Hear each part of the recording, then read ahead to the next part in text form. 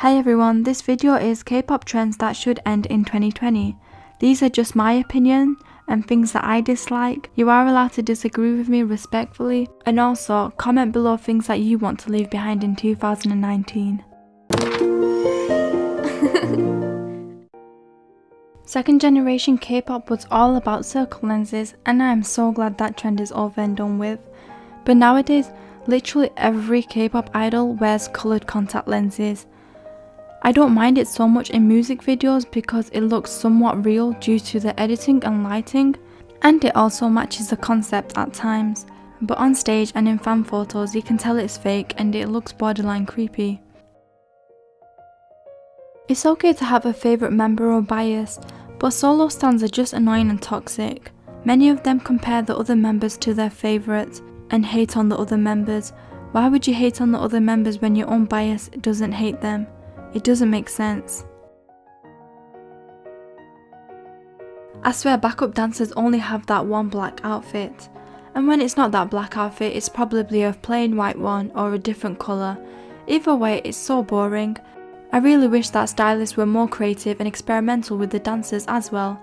After all, they are part of the performance, and they are a big portion of what makes the stage come alive. The stylist should not worry about the artist being overshadowed. It's your job to make sure the artist stands out in their outfit, but that doesn't mean everything else has to be plain and boring. A good example of how to dress backup dancers is Hyunna's flower shower stage. The backup dancers wear outfits that match the concept and theme, while you can still differentiate between the artists and the dancers.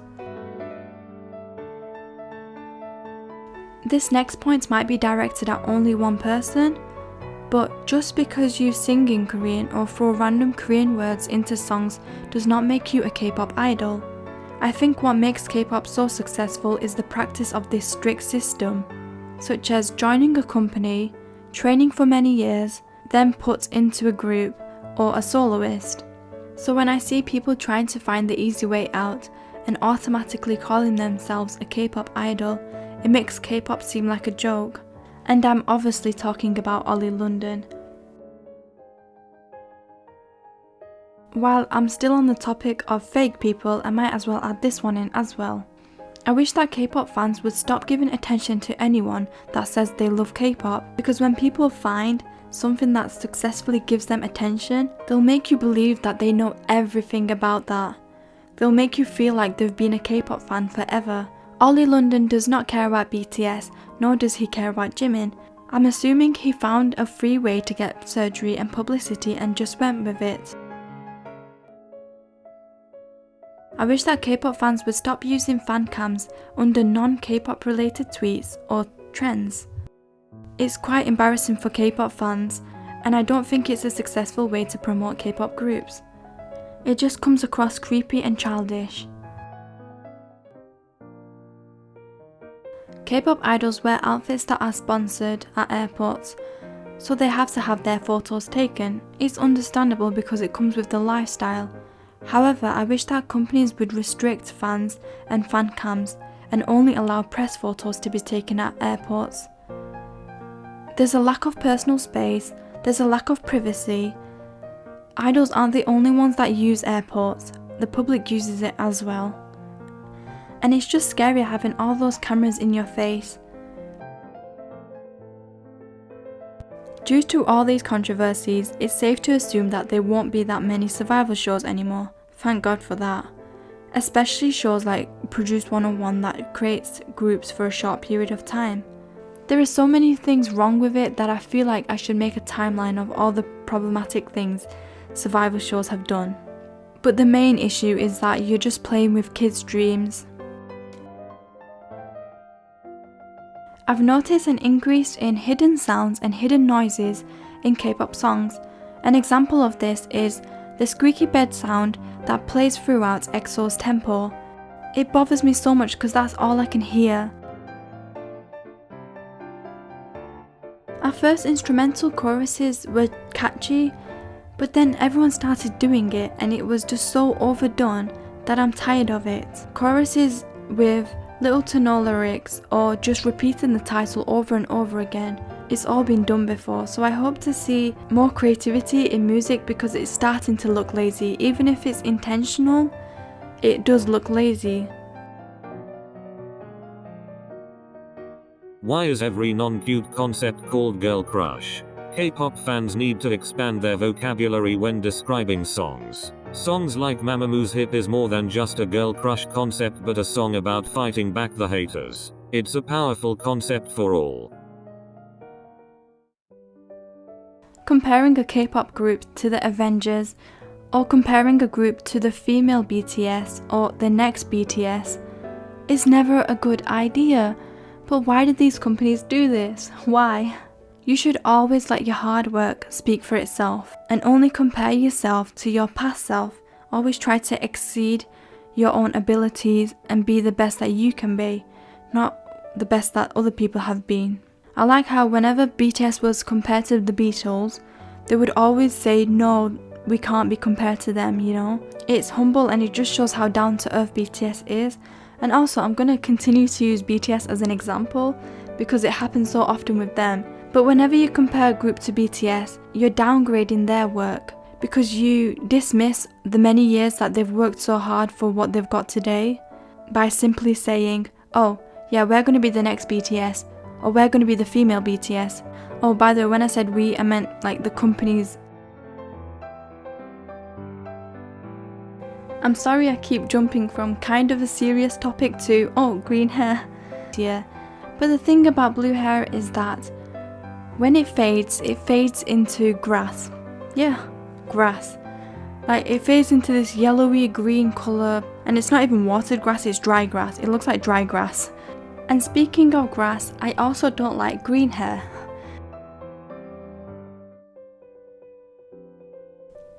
I don't find a lot of things that variety shows ask idols to do as entertainment. I don't find it entertaining to watch idols eat as quietly as possible. I don't know, maybe it's just me, but I feel like variety shows used to be so much better. I used to binge watch all of my favourite groups on every single variety show. I also don't find it entertaining to force idols to be cute or sexy. Especially when they're uncomfortable, it's so hard to watch. In 2019, approximately 80 groups debuted. 80 groups. That's not even including soloists. And how many of them were successful? Most of the time, groups that debut and fail will disband in less than a year or maybe 2 years. But what's worse is some of them don't even disband, they just don't have comeback. There are so many companies and new companies that feel like they can dip their toes in the K-pop industry but fail because they don't have the budget, they don't have the knowledge, and they rush things, they don't take it seriously, they don't take their time to properly train these idols. Again, you're just playing with people's dreams and giving them false hope. If given the right treatment and the right attention, they can succeed and grow their business using one group only. But these companies give up halfway with groups that they already have and debut other groups when they don't even have the budget for it, and these idols are the ones that are paying for it because they don't get paid. I wish variety show hosts and interviewers would stop mentioning other groups and other situations that have nothing to do with the group or have nothing to do with the comeback. For example, when Twice's Jio was asked about whether Feel Special was about Kang Daniel and her relationship, like that had nothing to do with the comeback. And I watched the beginning of Together by Tomorrow's Weekly Idol. Oh, no, not Weekly Idol. You know that show, Idol Room? That's basically Weekly Idol, but in a different colour. Yeah, I watched the beginning of that show, and literally I thought the show was about BTS. I thought it was called BTS Room, because they were literally talking about BTS the whole time. I get it, they're from the same company, but please acknowledge the group that is in front of you and acknowledge their work. It's just inappropriate and so unprofessional. As well as American interviewers when they ask every group about BTS, whether they want to beat BTS or be as successful as BTS. Like, it's not a competition. When did K-pop become so competitive? Have we forgotten that it's just music? It's not that deep. Let's just enjoy the music. All this fuss about streaming has lost its meaning. Literally, some of the most iconic songs that everyone knows in K-pop barely have the views that some normal songs have today. The amount of views that some songs have today, you'd think it's gone viral a few years ago. Yet it was just a regular comeback, it wasn't anything special. Don't get me wrong, it is a great accomplishment, but that shouldn't be the sole focus of what makes a group successful. K-pop idols are friends, and it's okay to share the success with each other. Even if you don't like another group, it's fine. More than one group can be successful at the same time. Just enjoy the music. Anyways, I'm gonna leave it at that. Happy New Year, guys. Hopefully 2020 is a much better year for K-pop and also for you. Okay, bye. So you guys want to beat BTS? No. There's no competition. It's all love and support in K-pop.